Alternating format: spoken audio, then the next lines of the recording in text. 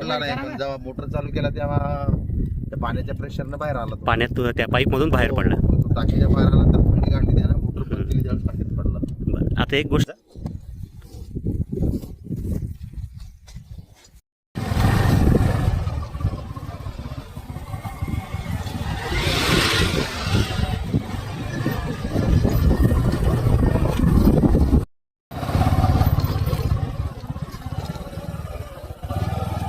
नमस्कार मित्रांनो, परत एकदा स्वागत आहे सर्वांचं आपल्याच यूट्यूब चॅनलमध्ये. आज आपण आलो आहे शारा गावातील शेत शिवारामध्ये, संचित ढवळे यांच्या शेतामध्ये. त्यांच्या शेतातल्या टाकीमध्ये एक साप पडलेलं दिसतं.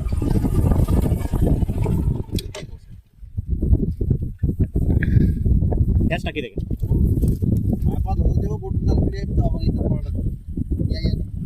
आधी पाईपच बसलेलं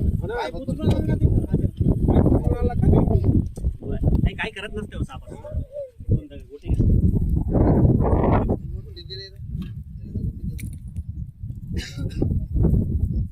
कशी गोटी घ्यायची अजून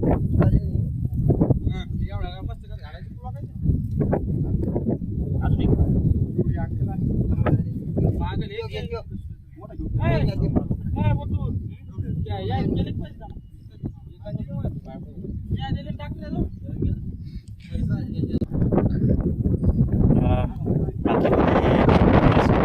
पाईपमध्ये होता असं त्यांनी सांगितलं.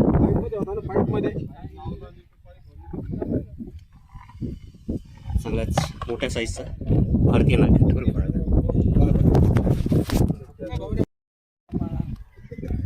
चांगल्याच मोठ्या साईजचा भारतीय नाग. करूयात रेस्क्यू. हो, चांगला मोठा आहे. काट एक मिनिट.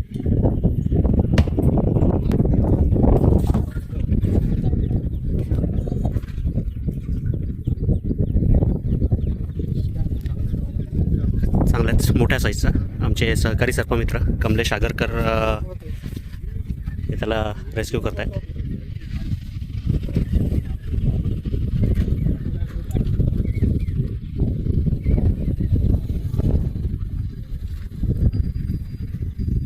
इंडियन स्पेक्टॅक्युलर कोब्रा भारतीय नाग.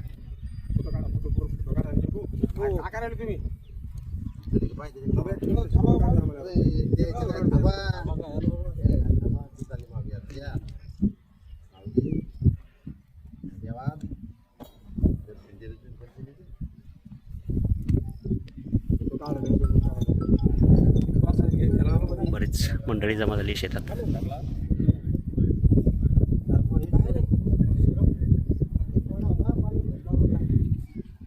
झाला आहे सुरक्षित रेस्क्यू. लवकर चालायच्या नैसर्गिक अधिवासात. ॲक्च्युली हाही नैसर्गिक अधिवास आहे, पण आता इथे काम करताना एखाद्या वेळेस धोका झाला असता. विषारी साप आहे, त्यामुळे याला आपण रिलोकेट करतो आहे. कोणाला दिसला पहिले आम्हीच पाहिलं. या सांगा नाव तुमचं पूर्ण. जीवन नाथराम ढवळे. मागे थांबा. जीवन नाथमाराम ढवळे आहे. काय कसं काय झालं सांगा जरा. हे शेतात ते पाईप ठेवलेले असतात. हां हां. तिथं ते फवारणीसाठी आम्ही टाकी आणायला लावली इकडे, आणि पाईप आणला खांद्यावरती आणला या माणसाने आमच्या बागला. बरं, तो काही पडला नाही, पण जेव्हा मोटर चालू केला तेव्हा त्या पाण्याच्या प्रेशरनं बाहेर आला तो. पाण्यात त्या पाईप मधून बाहेर पडला. तो टाकीच्या बाहेर आला तर फुंडी काढली त्यानं, मोटर बंद केली त्यावेळेस टाकीत पडला. बरं, आता एक गोष्ट लक्षात आली की साप हा कुठेही बसू शकतो. हो. त्याच्यामुळं कुठलंही शेतातलं सामान उचलायच्या आधी थोडंसं आधी खात्री करून घ्यायची की ह्याच्यात काही आहे का. आता हा पाईपमध्ये होता त्याच्यामुळे डायरेक्ट त्यांनी दंश केला नसता, पण हेच बाकीचं जे सामान आहे. आता म्हणजे कालच एक इन्सिडेंट झाला गायखेडमध्ये. शेडनेटमध्ये ते बांबू रोवतात ना झाडाला टेकन देण्यासाठी, तर ते बांबूचा भारा त्यांनी उचलून आणला आणि त्याच्यात नाग आला. त्याच्या हाताहून गेला, पण तरी त्यांनी काही केलं नाही. पण साप हा कधी दंश करेल ह्या ज्या गोष्टी आहेत, एक सगळ्यात महत्त्वाचं त्याच्या अंगावर पाय दिला तर नाही, तर तो कुठे अडचणीत जर लपून बसलेला असला आणि तिथं जर तुम्ही डायरेक्ट हात घातला तर त्यावेळेस साप चावतो घाबरून. तर ह्या गोष्टीची थोडीशी काळजी घ्या. आता किती एक 20 लोक असताल तुम्ही इथे जवळपास. किती लोकांच्या पायात बूट आहेत सांगा बरं मला. नाही, 50% लोकांच्या पायात बूट आहेत. तुम्ही शेतात काम करताना आम्ही दरवेळेस ओरडू सांगतो लोकांना की सर्पदंश जे आहेत ते आपल्याला टाळण्यासाठी पायात बूट घालून या. कारण त्याच्या अंगावर पाय पडल्यावर साप चावतो कुठं, पायाला. मग पायात जर बूट असतील तर त्याचा दंश होईल का आपल्याला. आणि शक्यतोवर बूट कोणते वापरा, गम बूट वापरा. 250 रुपयाला बूट मिळतो दादा फक्त. पण ह्या 250 रुपयामुळे एखाद्या वेळेला जीवावर बेतू शकतं. पण तरी सांगतो, कुठलाही साप चावल्यानंतर माणसाचा जीव 100% वाचतो. पण आपण वेळेत दवाखान्यात पोहोचलो तर. आता साप आपल्यासाठी जरुरी काय आहेत हेही तुम्हाला चांगलं माहिती आहे, कारण उंदरं खाऊन तो आपली मदत करतो. एका उंदराच्या जोडीचे एका वर्षामध्ये 850 ते 900 उंदरं होतात. तर त्याच्यावर कंट्रोल ठेवायचं काम सापं ठेवतात. तर तेही राहिले पाहिजेत आणि आपणही व्यवस्थित राहिलं पाहिजे. आपल्याला सर्पदंश न होण्यासाठी ज्या बेसिक गोष्टी आहेत त्या मी तुम्हाला सांगितल्या. एक, डायरेक्ट कुठं हात घालायचा नाही. शेतात येताना पायात बूट घालू नये.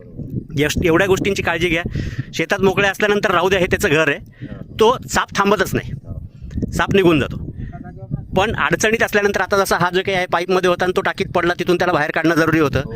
आता एखादं तुमच्यापैकी जर कोणी जर व्यवस्थित डेअरिंग केली असती, नुसती काठी काढून त्याला बाहेर जरी सोडून दिला असतं, तो निघून गेला असता, थांबला असता का? पण आपल्याला भीती वाटते, तर ही भीती थोडीशी कमी व्हावी त्याच्यामुळे हे सगळं सांगणं आहे. आणि आपल्याला त्यांच्यासोबत कसं राहता येईल ह्या गोष्टीची थोडीशी आपल्याला सांगड घालावं लागेल. सांगितलेल्या गोष्टींची थोडीशी काळजी घ्या आणि सुरक्षित राहा. सर तुम्ही आता इथे कुठेतरी पकडलं रायपूरला का रायगावला फेसबुकला होतं. हो हो खूप मोठा होता तो पण. हो, तोही मोठा होता ना. जनावर होते का ते? हो हो, गोठ्यामध्ये होता. गोठ्यामध्ये. टाकरस. चला, सांगितलेल्या गोष्टींची थोडीशी काळजी घ्या आणि सुरक्षित राहा. धन्यवाद.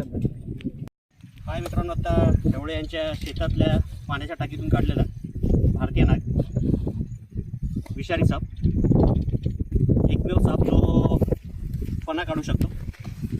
बाकी दुसऱ्या कुठल्याच सापाला फणा हा प्रकार नसतो. संकटात जाणवल्यानंतर, चिडल्यानंतर लगेच फणा काढून फुसफुस करायला लागतो. आणि सध्या जे तुम्ही बघतायत त्याचे जे फुतकार, हे त्याचे सगळे फॉल्स बाईट आहेत. सहजासहजी हा साप चावत नाही आणि विष सोडत नाही. कारण हे जे विष आहे हे त्याला त्याची भक्ष्य आणि शिकार करण्यासाठी निसर्गाने दिलेलं आहे.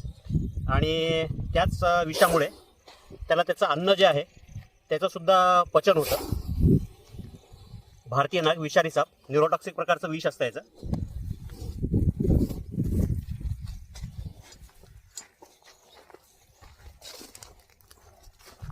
दिलाय मित्रांनो सोडून ह्या सापाला ह्याच्या नैसर्गिक अधिवासामध्ये. जर व्हिडिओ आवडला, काम जर आवडत असेल तर लाईक करा. चॅनलला अजून सबस्क्राईब केलं नसेल तर सबस्क्राईब करा आणि कमेंट करायला विसरू नका. धन्यवाद.